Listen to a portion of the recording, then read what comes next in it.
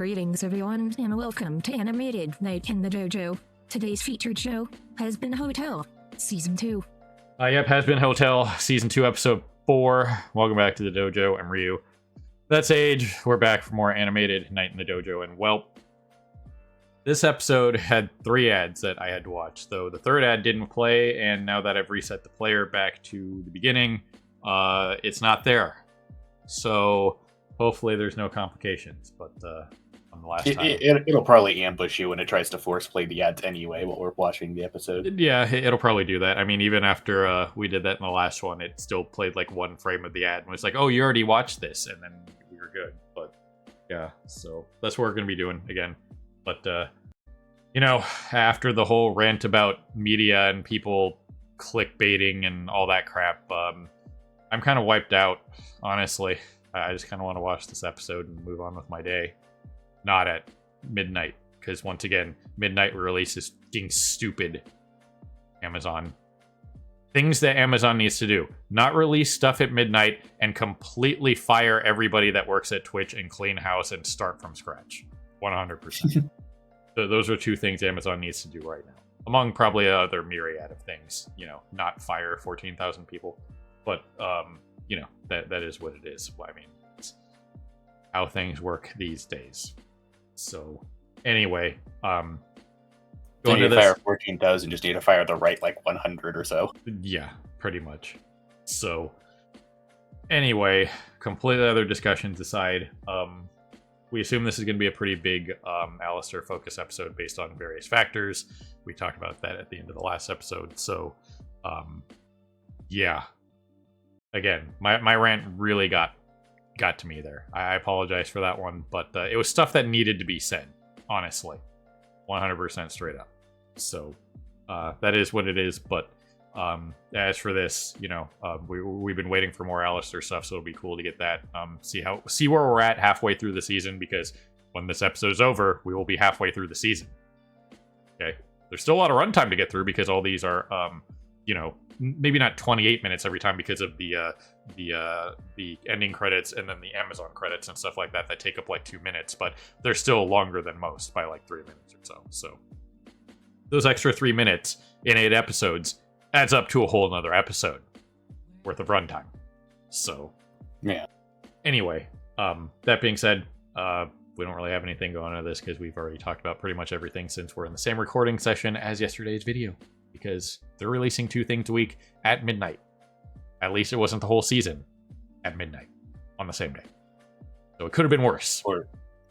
Or you know, 3 double-length episodes a week. Or 3 double-length episodes a week, yeah. Looking at you, Arcane and Netflix. Mostly Netflix. I assume that was mostly Netflix doing that. Arcane. So, yeah. Anyway, we're going to get going here, so if you're on Patreon, we'll see you on the other side of the edit for the timer reaction, and if you're on the side of the edit for the discussion and review, and if you're looking for either and or both, you know, the link to my Patreon's down there, to the Patreon link for the timer reaction for this episode is in the description, as always, and if you're looking for the discussion and review, well, it's on the YouTube channel, which you can find through Patreon as well, so wherever you are. You guys know how to use the internet. Just saying. If you're on the internet, I'd hope you know how to use it. Let's push some buttons and get going here. So, here goes something. Well, there you have it. We had a nice little guest spot from freaking Lucifer in this one. So, yeah. We've talked about the random attention to detail in the background. The mugs. Yeah, deer season, duck season. Yeah. Full on Bugs Bunny and Daffy Duck. They went there, you guys. It was absolutely hilarious. So gotta appreciate it. This was, you know, Alistair, the episode for the most part. We got, you know, the entirety of his backstory. We'll get to this in a little bit because this mostly comes around to almost everything that I talked about in the last episode. So I'll try to like bring that back around to, you know, whatever. But it was kind of interesting to see just like, you know, the fight sequence with the V's, this kind of thing, everything that was going on. Because once again, you know, Nifty is attached at the hip to Alistair for whatever reason. That's the one thing that we really didn't get, was the background on their relationship in this. But we know what it is with Husk, so that's why he got drug into the whole conflict. But a bunch of people like headcanon think that it's similar to Mimsy. It's something where like Alistair knew her in life before Hell, but their deaths don't really match up date-wise. Like, Nifty doesn't die until like something like 10 to 20 years-ish after Alistair, and Nifty's still young. So, like, the idea of her being alive when Alistair was still alive is questionable from what we know of the time frame. Yeah. So, either way, the action sequences were definitely a thing in this. Interesting to see how all of them fought, except for the whole Nifty thing just being in Valentino's coat, just stabbing him randomly was a pretty hilarious way to go about that. We got to see Husk's like magic card trick stuff again. We got to see the classic they did like the stab box. I forget what that thing is called. It has a specific like magic term. I'm not up on it, but it's like, it's the box that the magician gets into, and they put swords through it, and that's the gag. Is that's the magic trick, is avoiding getting run through by the swords. You know what I mean? That was the gag. There was, he got in the box to avoid the swords. You know what I mean? That in this case the knives that Velvet was throwing at him. You know what I mean? So it was a lot of just like random attention to detail in this sequence. It was definitely there. But the major thing here is obviously, how do deals work when they are in potentially conflicting with each other? Because you would think the fact that in this case, learning that Rosie is the one that has his soul contract to make him the strongest sinner in Hell. Gotta read the fine print. Sinner in Hell. That her contract would override any deal that he could make to kind of circumvent shenanigans that he is right now. You know what I mean? Because the deal he makes with Vox means he can't work at the hotel like Rosie wants him to, for whatever reason. We don't know that yet. But it's just, it seems kind of weird that you could just kind of circumvent a soul contract like that by making a deal with somebody else. You know what I mean? Yeah, I'd assume there is some form of way of combating that, but it's probably a matter of between the two like deal holders. So like Rosie could potentially come in and like void their deal, but she would have to specifically come to Vox and force him to annul it, kind of thing. But yeah, otherwise, yeah, it seems to be he's definitely scheming something beyond just that. This is just like his immediate method of getting around it. But yeah, the whole shtick here is just that if he is under deal with Vox, then he doesn't actually have to keep obeying Rosie. Yeah. And there's still whatever deal he made with Charlie that we know nothing about. So whatever that comes into play, we'll just have to see. But I know a lot of people were speculating that Lilith was his contract holder. People have suspected all sorts of things. They've suspected Rue, Eve, Lilith, Rosie, Zestial. Some people were originally even suspecting it might have been Lucifer until they had their initial interactions, and most people immediately ditched that idea. Yeah, the kind of like, who the hell are you thing. They're not really gonna do that just for like a bit. You know what I mean? Oh yeah, if we ever come across each other, we can't let people know that we know each other, kind of situation. Yeah, them feigning ignorance of each other wouldn't really make much sense, and just how much animosity they have between them that is like not seemingly centered around any sort of deal or anything. It's purely just over Charlie. Yeah. So either way, we got pretty much everything that we needed on Alistair at the moment. You know, the musical sequences they're all right. You know what I mean? They were kind of just like furthering the story. They weren't like far and beyond, like a song like Gravity was, that kind of thing. But Gravity and Sarah's Confession are definitely the two standout songs of this season so far. Yep. So again, nothing wrong with it. It's part of the musical stuff, but not everything is going to be like quote unquote a banger. You know what I mean? So it conveyed the information that needed to be there in musical form. That's it. You know what I mean? So nothing wrong with it. Nothing overly impressive or anything like that. It was just there. Solid for the show. That was about it. So about what you'd expect from a sequence like that. But either way, the other major thing was we talked about how I mentioned it during the reaction. There was you can absolutely edit live television. It's called on-the-fly editing with delays, or you push the narrative in the direction that you want as the host. Yeah. So. Yeah, as the host, you have considerably more control over the flow of things. Yep. So, totally not Brandon Rogers over here. Could just see it's right there for you guys that don't believe it. It's right there in the X-ray thing. Brandon Rogers, Katie Killjoy. The Brendan Ragers. Yeah, the Brendan Ragers. So that was there. The one thing I will say is at some point I kind of want to just kind of like go through the ticker in slow motion and kind of read everything that was down there, because the ticker was moving too fast for the frame rate that this was produced in, so you couldn't really tell what it was saying without slowing it down. You know what I mean? You'd have to like pause it and just be like right here where it's just like just in, Nifty and Adam Slayer and local bug eater has joined the princess in her slandering ways, and then it continues, whatever. But there's always like information down there that's relevant to the situation, or just like random additions and stuff like that. Like Age mentioned, like in season 1, at one point the ticker was saying like Charlie's an angel fucker and she wants to not season 1, in episode 1. It was episode 1, yeah. Of this season, the whole when Katie is initially slandering.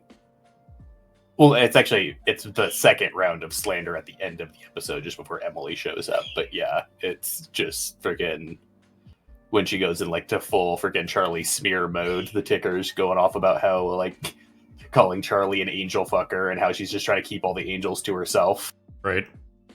So that kind of thing. There's always just like random, once again, attention to detail information in the background that was kind of interesting to see what it says. And just to kind of have like the transcript would be like, yeah, that's a hilarious addition. But again, again at the frame rate that this is at, it's moving too fast because it's just coming off as just like a white blur. But there is absolutely stuff down there, as you can see when you pause it. It's not just gibberish. You know what I mean? It's actual coherent things. So it'll be kind of interesting to go back in and look at what that was. But I think you got to give props to Nifty for going full anime and singing in Japanese. So, yeah, freaking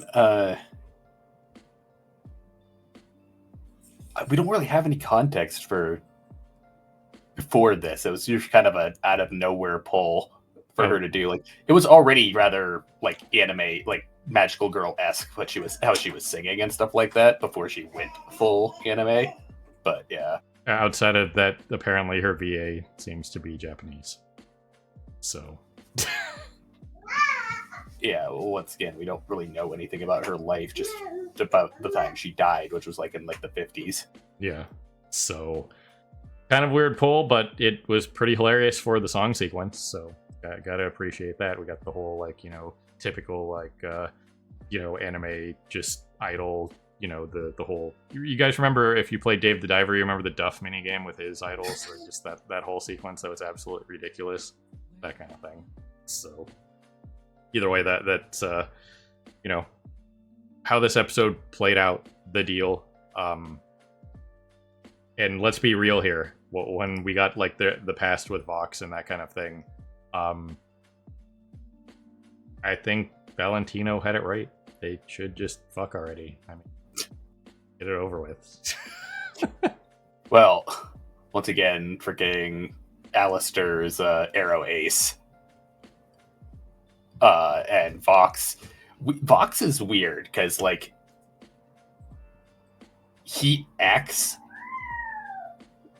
pretty freaking asexual most of the time, but yeah, he still actually has a relationship with Valentino and still makes a lot of like crude remarks and stuff like that every so often. I don't think we've ever gotten like a confirmed sexuality for him. Yeah, but these kinds of this entire discussion here was pretty much just painting what he wanted out of it. You know what I mean? It's he more wanted the partnership for the partnership, not the power. You know what I mean? So, but yeah, that is what it is. You see a lot of misunderstandings, or you think, like in the case of Vox here, it's like he thinks he knows Alistair, but he doesn't. You know what I mean? Before he actually like made the play there. And that's how a lot of relationships never get off the ground, is because you don't know the person enough before you try to do something like this. You know what I mean? Yeah, I mean, well, once again, like, we got kind of established here that basically Alistair was just his idol. It was like they weren't actually friends or anything. Like, Vox wanted them to be friends, but it didn't happen. Alistair is far too self-focused to actually be interested at all. Meanwhile, once again, Vox, he is Vox. He is Vox's idol, and the whole reason why he was trying to become an overlord in the first place. Yep. And this whole sequence here with everything Vox, or younger Vox, whatever Vox from the past was talking about, was wanting to rule hell together. It's more delusions of grandeur going on with them not understanding the power structure and how big of a difference there is in power gap. That comes back to everything with Alistair was saying. It's like, you promised to make me the strongest sinner. It's like, yeah, you got bodied by an archangel. Are you surprised? You know what I mean? You're a sinner. What the hell do you want? You know what I mean? That'd be like being like, I don't know. That's like the difference between like pee-wee football and professional football. Of course, the professional lineman is gonna bum rush the high school lineman and get to the quarterback. You know what I mean? Yeah, a sinner would be able to reasonably fight off most of the standard angels, like the exorcists and stuff like that, as well as be able to beat most of the like average demons. Yeah, even if they were allowed to go into even if they were allowed to leave the Pride Ring. But friggin', when you actually start getting into the upper echelons, like sinners and winners really aren't that strong compared to shit like the Ars Goetia or the princes, the archangels, little the seraphim. Yeah. So it's just kind of one of those things of being like ignorant of the power structure. So, the delusions of grandeur run rampant and thinking that all things are equal, when in situations like this, they're absolutely not. So that'll be kind of interesting to see how they address that whole situation of like when those things like become realizations of like, oh, we're kind of outclassed, aren't we? Yeah, like freaking Vox is his whole scheme now of going to go try to take over heaven, but once again, he's on a relatively the same power level as Alistair. And once again, Alistair gets bodied by freaking Adam, an archangel, and they expect to be able to somehow be able to usurp the seraphim. Yeah, which again, and keep in mind, Adam was fighting like a tool. Mm-hmm. He wasn't really fighting. If there's a huge difference between fighting like a jackass as an archangel and fighting like super serious mode archangel. You know what I mean? Yeah, like an actual freaking war focused archangel like Michael or something coming down would be totally different. Yeah. That'd be like just like the forehead flick, get off my lawn, and it's over. You know what I mean? Adam was just completely screwing around. You know what I mean? So yeah, Adam is also probably one of the weakest archangels, along with like Abel, because once again, they're both mortal souls. They're not originally angels. Yeah. So it will be interesting to see how they handle those like epiphany moments of, oh man, we our power level is far too low, and we're not going to break any of the Saiyan scouters over here. So yeah, but again, once again, the whole friggin' Vox's whole like proclamation of the V's being the biggest fish in hell, when like they're only arguably the biggest fish in Pentagram City. Yeah. And like I said, only arguably, because like Carmilla and Zestiel are still a thing. Yeah. And again, we saw the whole thing with like what Carmilla is capable of and that kind of thing. So it's, once again, they're not even the biggest fish in their pond.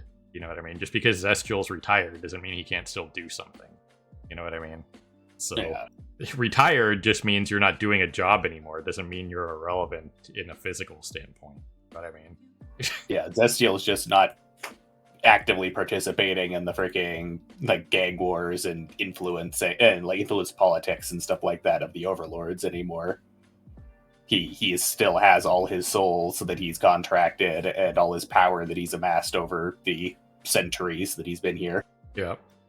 So it's just some interesting things to think about going forward. But as for halfway through the season, yeah, I mean, it's set up and put together everything I think it has needed to for what we're trying to accomplish here with the V's. You know, I know people probably want a little bit more on Velvet, but that might come, with the stuff that has been speculated on. Like, if any of the V's are getting redeemed, she's probably the one that would be the most likely candidate, if they're even going to try to do that. You know what I mean? From the highly speculative standpoint of, if we're going to try to redeem a V, it's not going to be Valentino for sure, and Vox is on this weird fence based on, we could see his past here, which he didn't seem like a terrible guy originally. Yeah. You know what I mean? This episode and the last episode makes Vox redeemable now from a writing perspective. Prior to this, he wasn't. We hadn't seen any sort of redeemable qualities to him whatsoever, but between seeing his backstory and how much he like actually did care for other people, at least previously, now he's a lot more narcissistic these days, but that's a lot of that comes from just being freaking jaded and can be worked through. But then also last episode, him specifically having the line of, "Oh, do you think you could redeem me?" And then him kind of glitching out when she said, "Yeah." Yeah. So that's just random little bits of things that are in there. But again, it's there's a lot of stuff going on, but they got plenty of runtime left to get to what they need to, because it's I believe this was slated for theorized, or not really theorized, but like I think the storyboarding was for 4 seasons of this, something like that. I don't think we ever got a specific runs like. I don't think Vizzy ever gave like an indication as to how long she intended for Hazbin to go. She said for 4 seasons for Helena was the plan, but like I said, I don't think she's given an exact time frame for Hazbin's story. Got it. But either way, solid episode. Character development, it's important. I could make a really, really controversial Goku joke right now, but I'll save that for another time. But yeah. Anyway, again, solid episode. Did what it needed to. It'll be interesting to see if they go more into the deal stuff, like we talked about. The contradictions that could arise because of them, that kind of thing. Will Rosie do something about this? You know what I mean? Because she could just... Yeah. Vox is broadcasting his victory everywhere. There's no way she hasn't seen this. You know what I mean? Yeah, she might be old-timey and stuff like that, but I'm sure she is aware of major news, like Vox catching Alistair, especially when it's in your face. He probably has like a victory parade through Pentagram City. It was one of the things that happened. So she has to know. You know what I mean? Yeah. Once again, I imagine the deals thing, it comes down to the contract holders, basically, to resolve conflicts between the deals. Yep. Of like, well, yeah, I'll let your deal go through because it doesn't really interfere with me very much, or oh no, your deal cannot be allowed to go through because my deal supersedes yours. Yep. So whatever Rosie wants Alistair at the hotel for, and the fact that she, has his soul until she lets it go, has to supersede any and all deals made if they're in conflict. So, again, yeah, from what we know, the soul contract is the end all be all for anything. Like even the demons and stuff have to abide by it, whereas normal deals can be worked around and changed. Yep. So, anyway, that's all I got for this week. Again, there are 2 episodes every week, and we got 2 more sets of 2. So, halfway through the season, 2 more weeks. Sucks that it comes out at midnight. Once again, just leads to more spoilery nonsense because every super tryhard is going to be, watching it at midnight and then immediately putting out a video, which, I mean, free speech and all that, but it still causes massive problems. If you put it out at like 5 o'clock every Wednesday night, you're gonna solve at least some of that. So that is what it is, but we already had a big rant about that. So you got anything else, Age? Now the biggest takeaway from this episode, once again, is just that it definitely seems like freaking Rosie is more than just an overlord, because once again, how would an overlord be able to promise someone the power to be the strongest sinner when they themselves are a sinner? Right. I mean, it comes down to potentially they can promise you whatever they want and just lie about it, but this is a soul contract, so they kind of have to be able to follow through. This isn't a political promise, right? Yeah, from everything what we know about the soul contracts, they are binding in that like the person has to actually be able to fulfill their end. Yep. So it will be interesting to see what the deal is with Rosie and stuff like that. So anyway, solid first half of the season. I'm enjoying it. No animation oof in this one with Angel's hat. That's a fun production Easter egg. It just really doesn't matter. It's kind of fun to always kind of point out random stuff like that. So anyway, people, ladies and gentlemen, people YouTube, beyond, however you're watching, as always, we appreciate you stopping by and hanging with us here in the dojo from our animated Night in the Dojo. And this was Hazbin Hotel, Season 2, Episode 4. So have a good morning, evening, afternoon, whatever it is for you. Have a good one. We'll see you next time. Hey everyone, Victoria here. If you enjoyed the video, please consider pushing those like and subscribe buttons. Your support is greatly appreciated. Thanks again for your time, and we hope to see you again in the future.